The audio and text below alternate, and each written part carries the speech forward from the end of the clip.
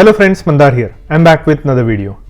Today we'll talk about a couple of different topics. To start, we'll talk about the date moments. I have got few questions regarding my comments from my last video and I'm going to clarify those.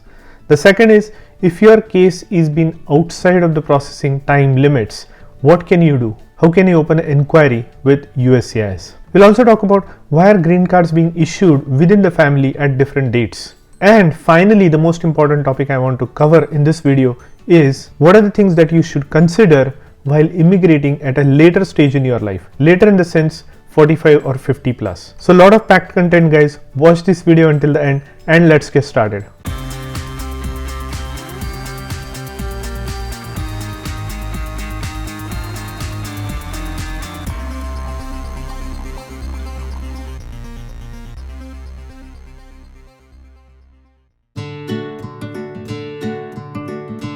If you are here for the first time, welcome. My name is Mandar and I make immigration and lifestyle related videos for US and Canada. I'm not an immigration lawyer, so anything that I say on this video or on my channel is for information purpose only. And for your specific immigration needs, before you take any action, you should hire a competent immigration lawyer. Now sometimes I get questioned about why do I pack so many different topics in one video. The reason is I get so many comments, so many emails, and I also talk to people personally on a weekly basis. So I get these new ideas from talking to people, actually what is important to them. So instead of creating different videos for each one of them, and it takes a lot of time because I am one person channel, I try to combine few topics into one. So I think you would appreciate that. Now before we start, check out the links in the description. You may like something, and while you are down there, hit the like button because that will greatly help the channel. Also, if you want to get in touch with me, do check out my Patreon site. And if you want to actually talk to me to get my opinion in your situation, then set up an appointment in Calendly. Now in the last video, I covered the visa bulletin prediction for the next couple of months. While we don't have a very good news in terms of date movements, forward movements for EB2 and EB3, at least in the next year, I would expect some movement. Now I mentioned in my last video that dates might move by 6 months in the next year after October of 2023. The reason I said that is because there are several factors that go into the forward movement of the date.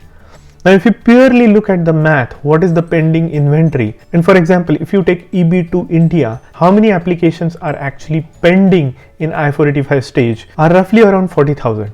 Now if you look at how many applications are processed every year, you would think that this is going to take another 10 years because only 2,800 will get their green cards. Well, the math is not that simple. The reason I say that is because while people are waiting in this stage, some people actually drop out of the line. They try different routes. And for instance, you would not believe that many people are also trying EB5 option in the last couple of years. And some of them have actually spoken to me about.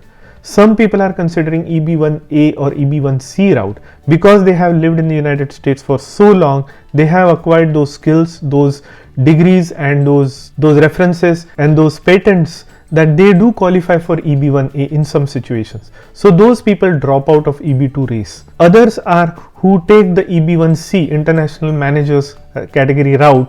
They actually go back to India and come back and qualify for EB1C. And most importantly are the spillovers. Although there are some of these rest of the world categories are retrogress, there are still EB5 categories and they do spill over into EB1 and EB2. So there is a lot of dynamics that goes along, and so it's not as cut and dry as these many are pending and these many are the quotas, so it's going to take this many number of years. It's not that simple math. So that's why I'm optimistic when I say that there might be months of date progression in October. Now let's look at some of the cases where applications have been pending for a long time.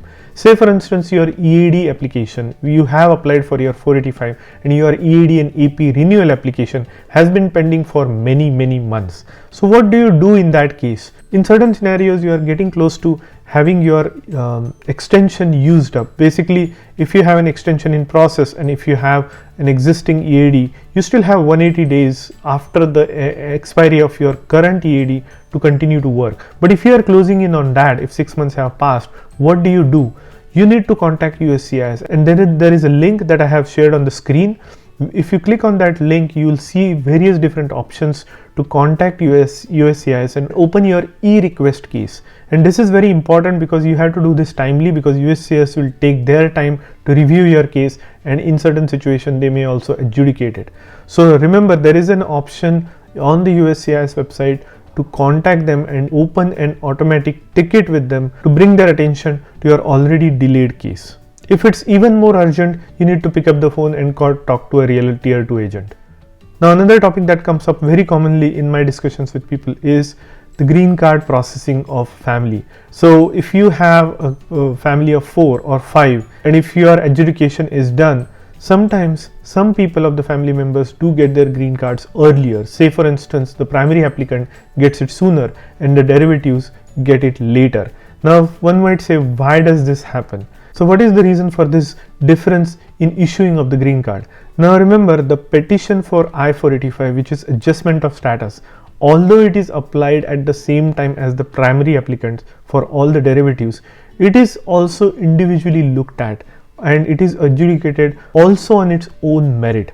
So if you have situations in your family where they had some denials in the past, or they may have had some overstays in the past, or for simple reason they may have had some traffic tickets, and during their background check they may have come up with some more things about the derivative applicant that prompts them to even take a little bit deeper look into their case. So in that situation, they don't hold up all the other applicants, they issue their green cards to the ones that have been cleared and continue to process the ones that have not been cleared for various reasons. So the key point here is each individual is assessed for the background check on an independent basis, and that's the reason you sometimes see the green cards being issued at different times even within the same family. But again, if significant time has passed between application and the normal processing time, you should always open a e-request with the USCIS to find out what's going on, or at least that will prompt your case to move forward.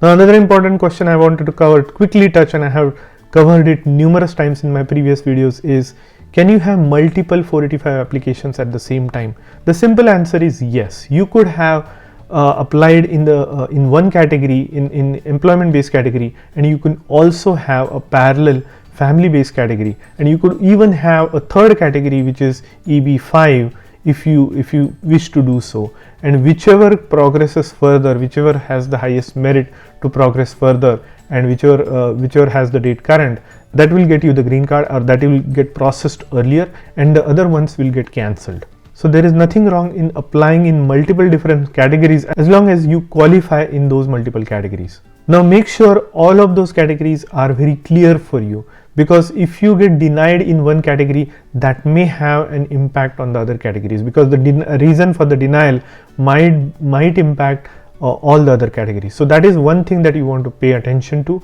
Otherwise, there is no problem in having multiple 485s or multiple green card processes like family based, employment based in parallel to get your green card sooner. Now I have been working on the EB5 visa category, and I will make a special video. Again, I had made it a couple of years back, but now I want to make a refreshed video for EB5 category. So look out for that video. Now the final point I wanted to cover in this video is immigrating to a different country after a certain stage of your life. Now let's first consider the first scenario where you have been in the US. Say for instance, you came to US in 2000 or 2002 or something like that, and you had applied for your green card process. In that process, you got your I-140 and your date was somewhere around 2010, 2012 or something like that. And then after waiting for several years, you made a decision to go back to India. And while you have stayed in India for a long time now, you have now settled in India, you have been working in India for a long time, you have your kids going into the schools or universities in India, and now all of a sudden your date has become current in say EB2 or EB3 category, and now you are contemplating coming back to the United States. That is a very important decision for you, because you have lived here, you know how the life is, you had made a choice to go back to India, and you have created or built your home over there. Now all of a sudden your date becomes current and you are thinking whether I should move back to the United States. There are a whole bunch of reasons that will prompt you to come to the United States. But there is one thing that is overlooked and not thought about really in depth. and that is your retirement. Now in this situation, you may have crossed your 40s or 45, or you may be 45 to 50 years of age, and at this point of time your date became current and you are contemplating moving to US. From all the good things that will occur through this, there is one thing that you might want to consider is retirement saving. Now you will come to the United States at the age of 45 or 50. How many years are left for you to work? Maybe 10 or 15 years. Those years will be the years where you will build your retirement saving, 401k and pension plan in the United States.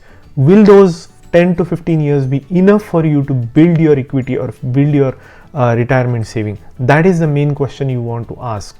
Is there a point in bringing your savings from India to the United States and convert them into US dollars and put it into the savings plan? Is that going to be enough? That is the most important question you need to ask, because the last thing you want to do is keep working into your 65 and 70 or 75 years of age just to remain in the United States. That will greatly impact your quality of life. Even though you make it back to the US with the green card and eventually become a citizen, you may not have enough savings to take you through the rest of your life in terms of retirement saving. That is a very important thing to consider. If you have tons of cash in crores that you can bring to the United States at that point of time at the age of 50, then your situation might be different. But if you don't have that, and if you are planning to build your retirement income or savings after the age of 50 here in the US, that will not be an ideal scenario. You might find yourself working longer and longer into your retirement age just to survive in the United States. So a lot of people from India have been contacting me in the last couple of years that their dates have become current, and is now a good time, or can they come to the United States? Just from the technicality perspective, yes, your date is current. As long as you have a bona fide job offer, you can come here on H1B or L1 or whatever, and you can apply for your 485 and get your green card. So that is absolutely possible. The thing to consider is that a good decision for you to come at that stage in your life and build your retirement and from that point on?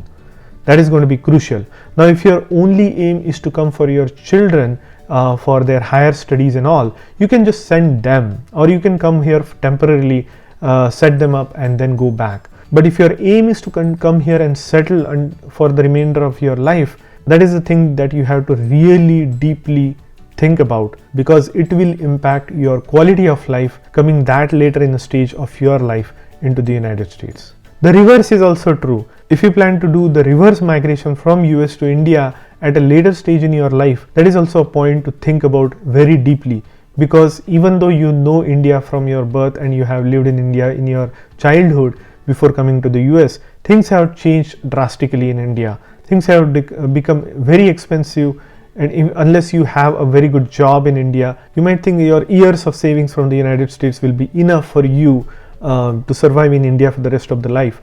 It depends on where you are planning to move. That is also a thing to consider. You will have to rebuild your retirement savings in India to retire comfortably. Although the reverse migration might be a little bit easier at that stage in your life than migrating from India to United States. So those were the points I wanted to cover in this video. If you have any other topics, do drop them in the comment section below or reach out to me with those topics. I'll be sure to make the video on that. I'm waiting for those 2000 likes on any of my videos to start a new giveaway. So don't forget to hit the like button on your way out, and I'll see you in the next one.